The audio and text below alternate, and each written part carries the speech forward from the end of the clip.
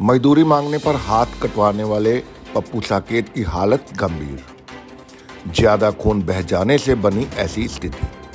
कांग्रेस का दावा खतरे से बाहर है पीड़ित पप्पू साकेत। कपड़ा व्यापारी भी चल सकते हैं किसानों की राह। टेक्सटाइल पर जीएसटी 12% बढ़ने से व्यापारी आहत। आंदोलन की सरकार को चेतावनी। पंजाब सरकार को हाईकोर्ट से झटका। बादलों की जब्त ऑर्बिट बसें छोड़ने के आदेश बदल सकते हैं पंजाब के सियासी समीकरण। पंजाब में सीएम कैंडिडेट का ऐलान नहीं कर पा रही आम आदमी पार्टी। दिल्ली के मुख्यमंत्री अरविंद केजरीवाल का दावा, कांग्रेस के 25 विधायक और 2 एमपी जाडू को थामने को थे तैयार। केजरीवाल ने किया इनकार। सोना लुढ़का 758 रुपए। शादियों के सीजन में हल्की राहत, लेकिन फिर कुछ दिनों बाद बढ़ सकती है सोने की कीमतें। जय भीम, जय भारत, जोहार साथियों। मध्य प्रदेश के रीवा में मजदूर पप्पू साकेत के साथ जो वारदात हुई थी, उस वारदात के 4 दिन बाद पप्पू साकेत की हालत बेहद नाजुक बनी हुई है।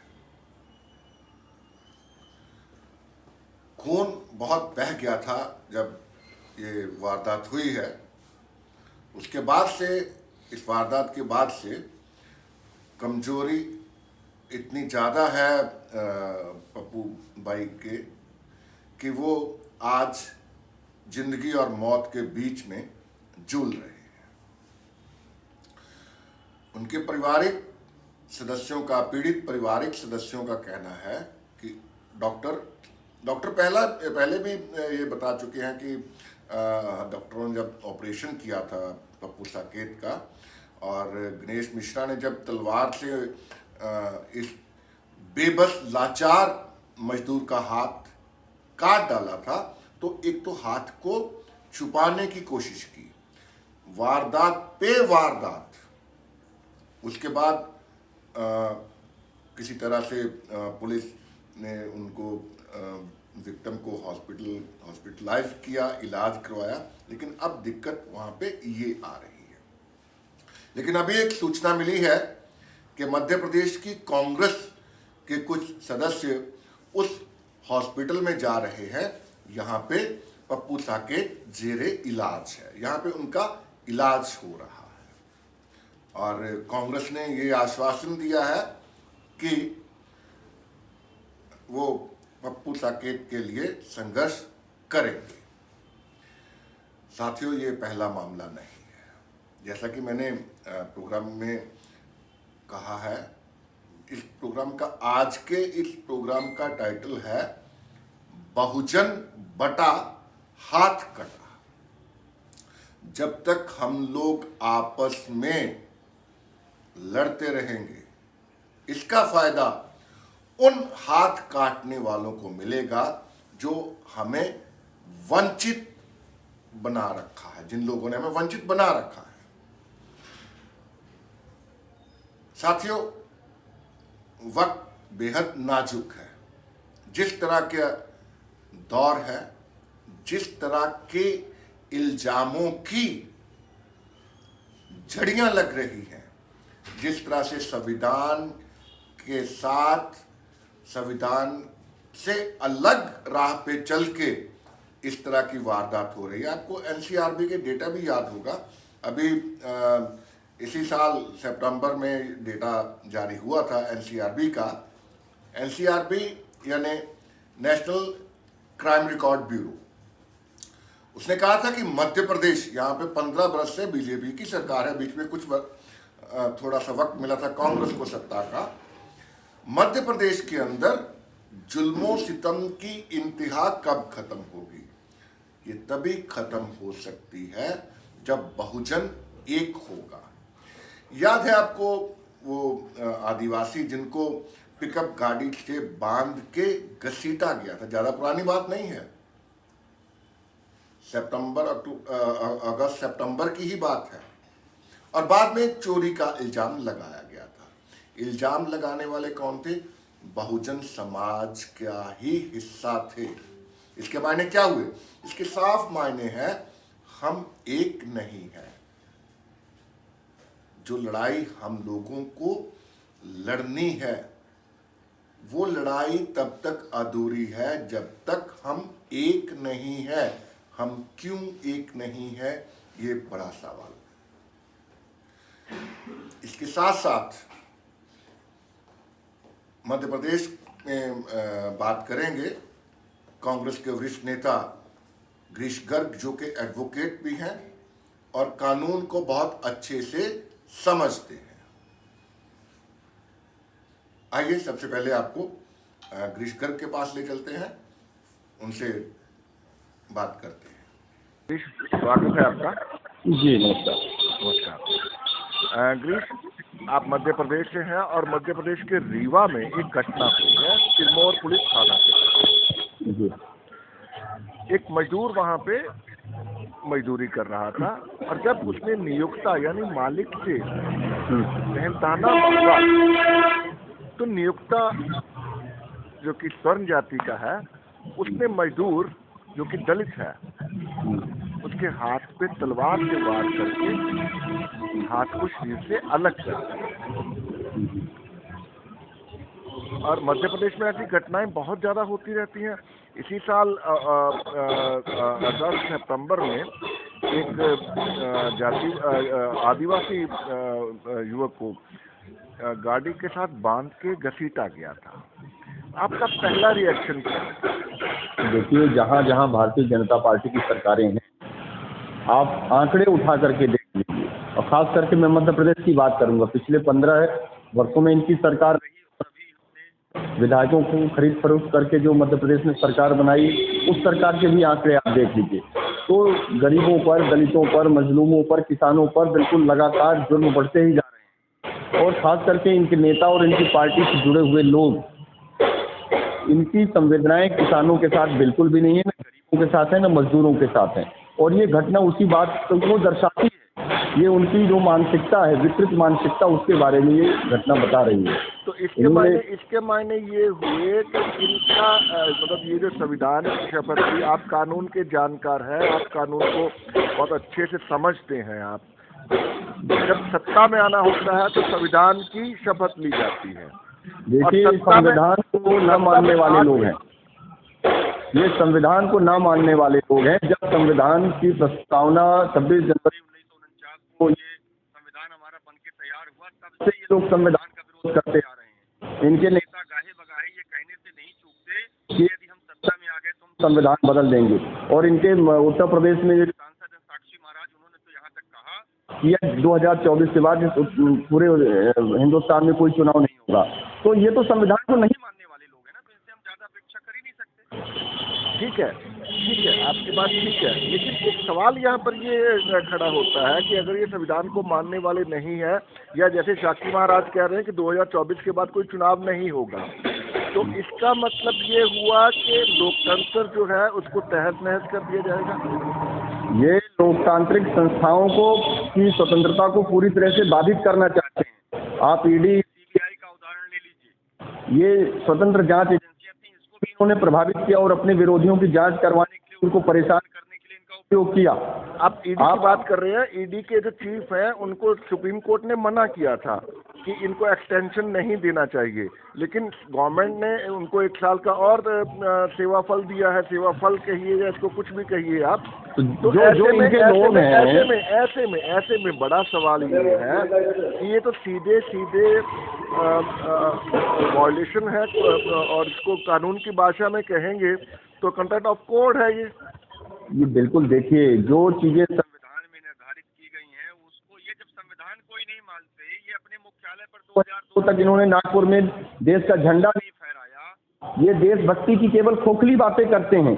इतनी बड़ी देश के को स्वतंत्र कराने के लिए लड़ाइयाँ लड़ी गई, आंदोलन लड़े गए। ये आरएसएस के लोग बता दें, उनका कोई भी पूर्वज, उनके कोई भी व्यक्ति इसमें शामिल रहा हो। इन्होंने एक काम जरूर किया है, देश की आजादी की लड़ाई के लिए जो लोग जा रहे थे उनको रोकने का काम किया है, उनको रास्ता भटकाने का काम किया है। डॉक्टर हेडगेवार ने कई बार ऐसा काम किया है। उन्होंने तो संघ के लोगों को पत्र तक लिखा कि संघ का कोई भी सक्रिय सदस्य जब नमक सत्याग्रह आंदोलन चल रहा था तो कोई भी सक्रिय सदस्य इस आंदोलन में भाग नहीं लेगा।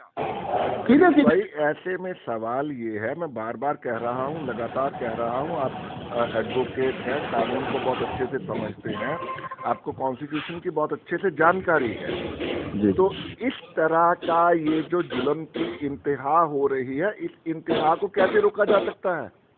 देखिए, जब तक हम संविधान का पालन सुनिश्चित नहीं करेंगे और इन जुर्म करने वालों को दंड देना सुनिश्चित नहीं करेंगे, और भारतीय जनता पार्टी के जो ये कार्यकर्ता जिनका मनोबल इतना बढ़ गया है, ये किसी के भी ऊपर, अभी लखीमपुर में आपने देखा गाड़ी चढ़ा दी किसानों के ऊपर, क्या हुआ?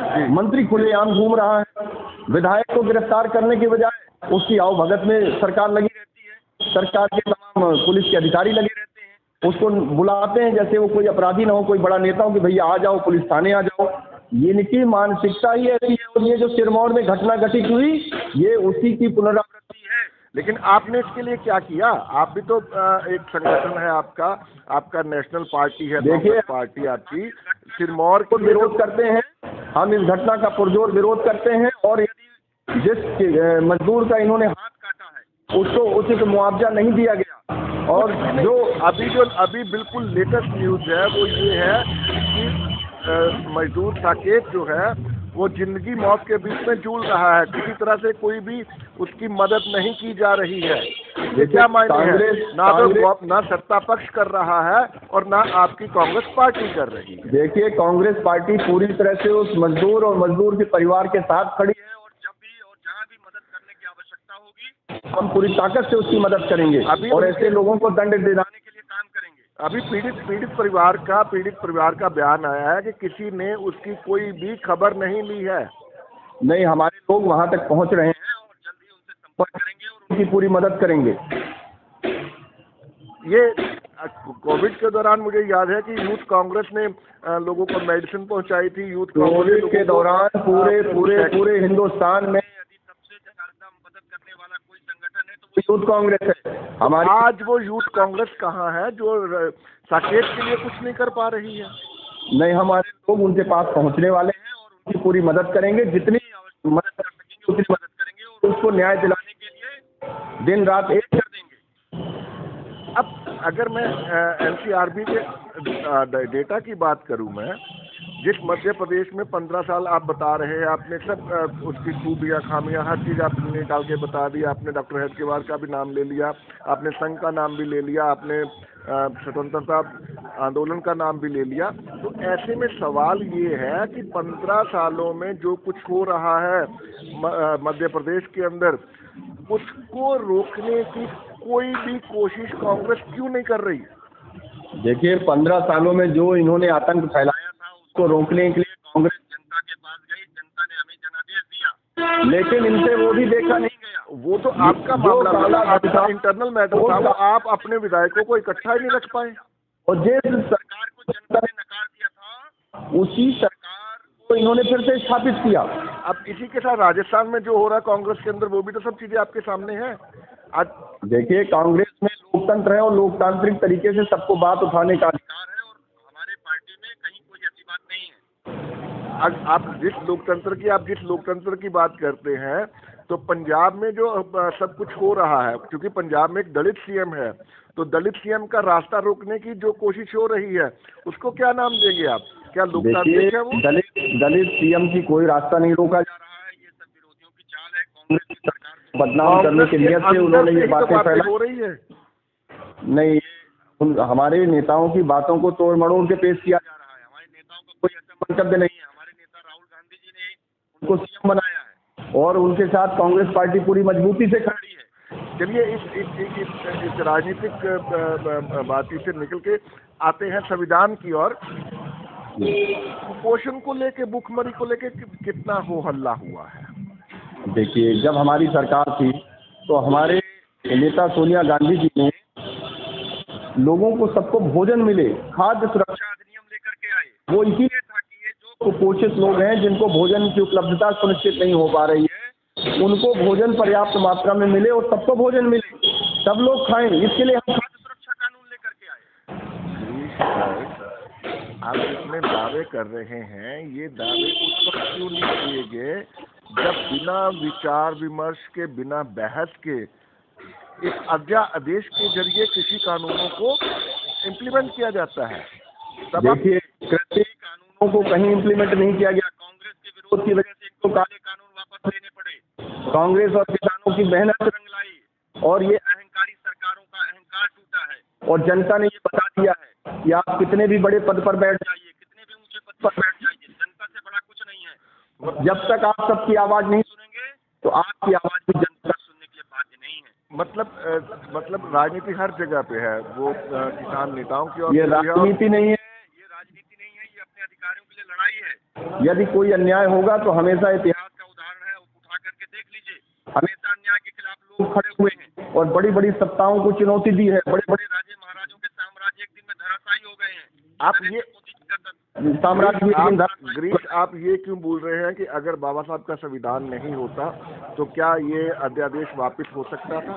ये जो किसान 9 महीने साल होने जा रहा है उसको, और इतने दिन लग गए, अगर संविधान नहीं होता, फ्रीडम ऑफ स्पीच नहीं होता, तो क्या ये पॉसिबल था? बिल्कुल पॉसिबल नहीं था। इसको यही तभी तो संविधान का आपने संविधान का थैंक्स तो किया नहीं, आपने बाबा साहब का थैंक्स तो पे नहीं किया।